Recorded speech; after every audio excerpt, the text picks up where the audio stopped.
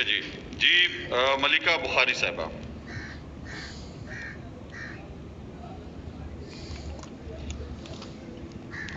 Thank you جناب speaker. جناب deputy speaker, جناب ڈپٹی اسپیکر، اس ایوان میں بات کرنا ہمیشہ ایک بہت اعزاز کی بات ہوتی ہے. اس ایوان میں تقریر کرنا بھی بہت اعزاز کی بات ہوتی ہے، بٹ یہ اعزاز بہت نمایاں ہوتا ہے جب آپ پاکستان کی 50% آبادی کی نمائندگی کر رہے ہوں، جب اس ایوان کے اندر 70 سیٹوں میں سے جو خواتین کی خصوصی نشست ہے اس میں سے آپ ایک خاتون ہو، اور آپ پاکستان کی 100 ملین سے زیادہ آبادی کی جو خواہشات ہیں، جو ان کی ترجیحات ہیں، اس کی نمائندگی کر رہے ہوں. میں آج اپنی بجٹ سپیچ میں 2-3 اہم نکات کے اوپر بات کرنا چاہتی ہوں. کیونکہ ہم بجٹ کے اختتام کے اوپر آ رہے ہیں، جناب اسپیکر، اس بات کا مطالعہ کرنا بہت ضروری ہے کہ کیا ہم نے اپنی بجٹ سپیچ کی تقاریر کے اندر اس کا معیار کیا تھا. ہمارے فاضل ایکسپیرینس اپوزیشن ممبرز نے کوئی مثبت تجاویز دی؟ کیا انہوں نے پاکستان کی وفاق کی حکومت کو بتایا کہ وہ کیا مثبت، ہم کیا بہتر کر سکتے تو پاکستان کی عوام کو ایک بہتر طریقے سے اس وبا سے بچاتے اور ایک بہتر بجٹ پیش کرتے. جناب اسپیکر، ایوان کی دوسری طرف سے ہمیں ہمیشہ یہ سننے کو ملتا ہے کہ ہم انیکسپیرینسڈ ہیں، کہ ہم نااہل ہیں، کہ ہمیں سیاست نہیں آتی، ہمیں ایوان چلانا نہیں آتا. لیکن اصلیت یہ ہے کہ پاکستان کی عوام نے اس 2 پارٹی موروثی سسٹم کو ریجیکٹ کیا ہے. انہیں پاکستان کی عوام نے اس کرپشن کو ریجیکٹ کیا ہے. پاکستان کی عوام نے دہائیوں پر مبنی نااہلی کو ریجیکٹ کیا ہے. کل پاکستان کے ایوان کے اندر ایک فاضل ممبر خواجہ سعد رفیق صاحب، میں ان کا بہت احترام کرتی ہوں، انہوں نے کہا کہ پاکستان کے ایوان کو وزیر اعظم عمران خان سے زیادہ کسی نے بے توقیر نہیں کیا. اگر ہم توقیر پہ بات کرنا چاہتے ہیں تو ضروری ہے کہ میں ان کو کچھ حقائق پیش کروں. پاکستان کے ایوان کی توقیر ڈپٹی اسپیکر صاحب تب کم ہوتی ہے جب عوامی نمائندے اپنے آپ کو احتساب کے عمل سے بالا تر سمجھتے ہیں، جب عوامی نمائندے عوام کے پیسوں کے ضامن ہوتے ہیں لیکن پھر بھی عوام کو جواب دہ نہیں ہوتے.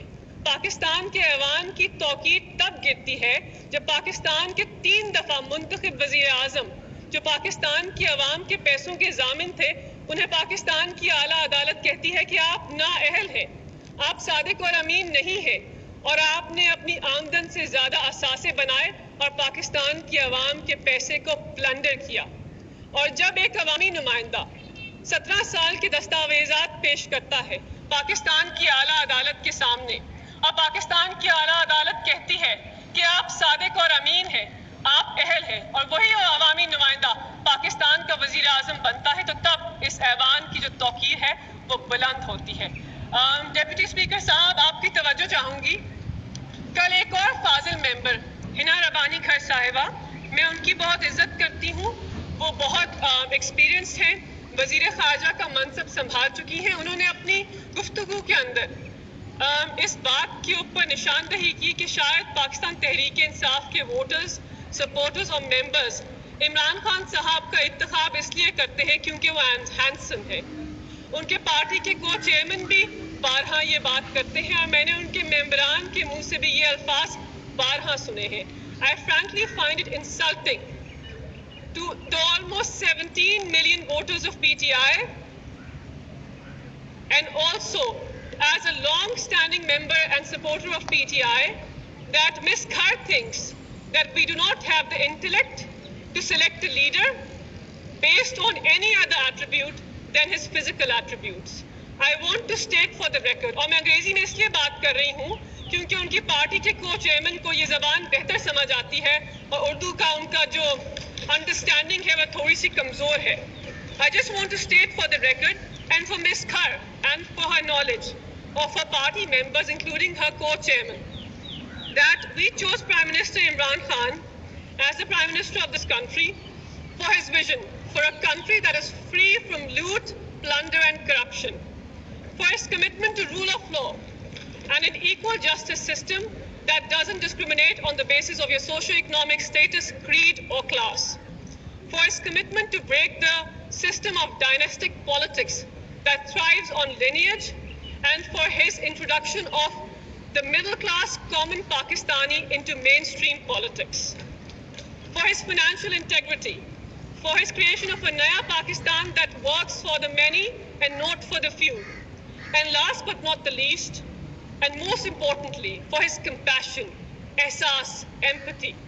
Ms. Kar, what are your reasons for standing behind a young man half your age, with half your intellect, and a symbol of elitism and dynastic politics? جناب ڈیپٹی اسپیکر، وزیر اعظم عمران خان کی کمپیشن اور احساس پر مبنی سیاست کی وجہ سے آپ دیکھ رہے ہیں کہ ہم نے پاکستان کی سب سے غریب اور کمزور عوام کی جو ترجیحات ہیں ان کو اپنے بجٹ کے اندر سب سے نمایاں رکھا. ہم نے معاشی مشکلات ہونے کے باوجود 1200 ارب کا تاریخی بجٹ پیش کیا پاکستان کے غریب مزدور طبقے کے لیے. ہم نے احساس کا کیش سپورٹ پروگرام 208 ارب ہم نے مختص کر دیے پاکستان کے غریب کمزور طبقے کے لیے، بیکاز ہماری ترجیحات میں پاکستان کی اشرافیہ نہیں، پاکستان کی 25% غریب عوام ہے جو غربت کی لکیر سے نیچے رہتے ہیں. جناب اسپیکر، بہت سارے آرٹیکلز ہیں، یہاں پہ ٹیلی گراف کا آرٹیکل ہے meet the woman task with building Imran Khan's flagship welfare state in Pakistan. اس کے علاوہ ورلڈ بینک نے کہا ہے، پذیرائی کی ہے وزیر اعظم عمران خان کے کیش پروگرام کی، اور کہا ہے کہ یہ ایک بہت اہم پروگرام ہے پاورٹی اسٹرکن کنٹریز کے لیے. پوری دنیا ہمارے اس پروگرام کا اعتراف کر رہی ہے، لیکن انفارچونیٹلی ہمارے اپوزیشن کے جو فاضل ممبرز ہیں ان کی جو سیاسی سیٹسفیکشن ہے وہ نہیں ہو پا رہی. جناب اسپیکر، ایک اور اہم ایشو ہے 18ویں ترمیم، جس کے اوپر اس ایوان میں بات کرنے میں ہمیشہ شور و غل ہوتا ہے، باہر بات کرنے پہ بھی شور و غل ہوتا ہے. جناب اسپیکر، صرف پاکستان کی سالمیت جو ہے وہ سیکروسینٹ ہے. Everything else is discussable, debatable in this house.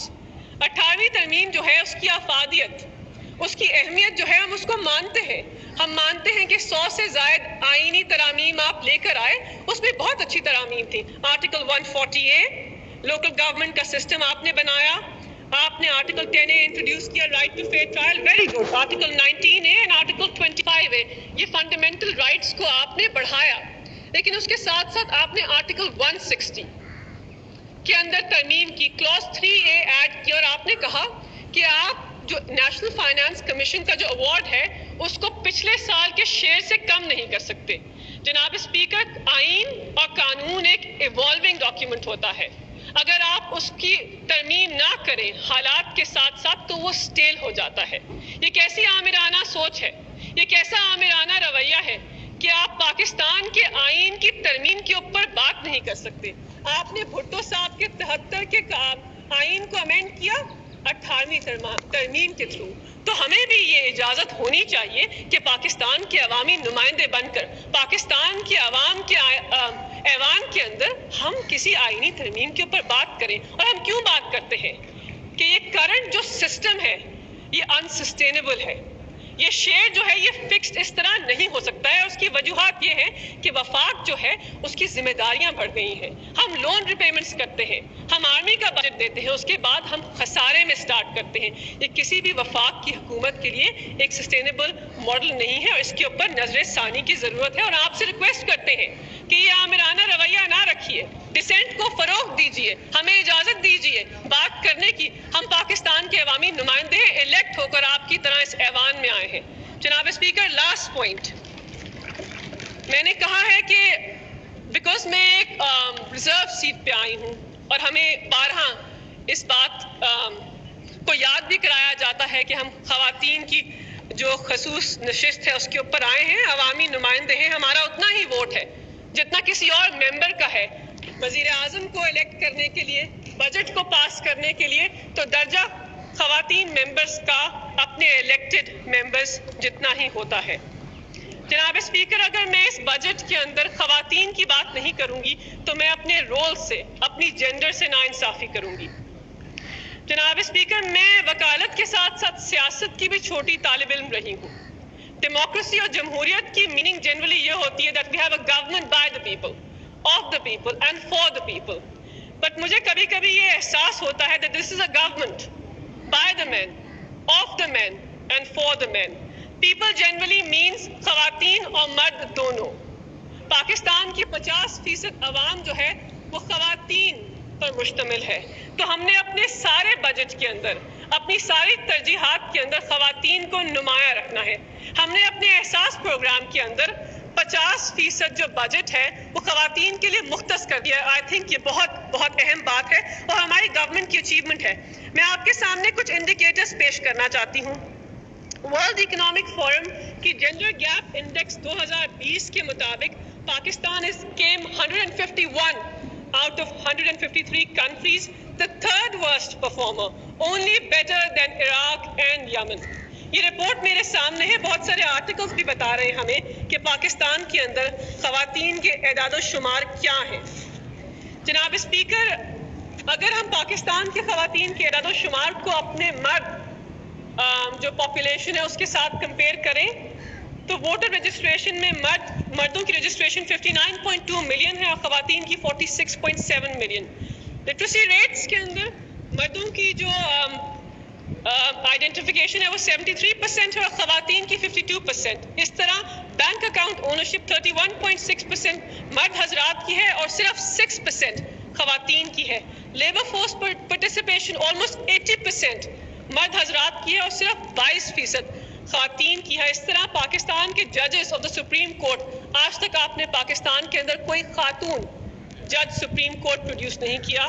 پچھلے 72 سالوں کے اندر صرف ایک federal law minister for justice خاتون رہی ہے. جناب اسپیکر، یہ جو اعداد و شمار ہے یہ کسی بھی جمہوریت کے اندر، اب میں حکومت کی بات نہیں کر رہی، کسی بھی جمہوریت کے اندر بہت تشویشناک اور شرمندگی کا باعث ہوتے ہیں.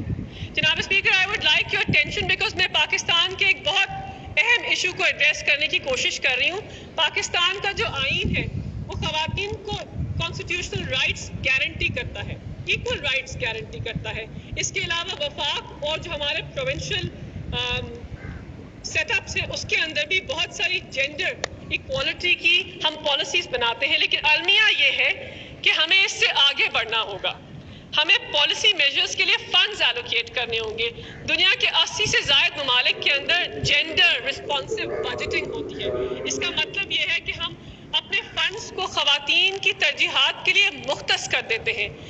یہ اسٹریٹجی جو ہے میں چاہتی ہوں کہ وزارت خزانہ اس کو نوٹ کرے. یہ میری تجویز ہے اس خاتون رکن قومی اسمبلی کہ آگے جا کر پاکستان کی جو حکومت ہے صوبوں کے اندر اور وفاق کے اندر وہ خواتین کے لیے جینڈر رسپانسو بجٹنگ کا انعقاد کریں. بیکاز اگر ہم چاہتے ہیں کہ پاکستان کی خواتین شانہ بشانہ کھڑا ہو کر اپنے مرد ممبرز کے ساتھ، اپنی مرد پاپولیشن کے ساتھ پاکستان کی ترقی کے اندر ایک جامع کردار ادا کریں تو ہمیں ان کو امپاور کرنا پڑے گا. میں صرف ایک لاسٹ پوائنٹ کے اوپر اینڈ کرنا چاہتی ہوں اور آئی تھنک کہ ہمارے قائد محمد علی جناح کا جو کوٹ ہے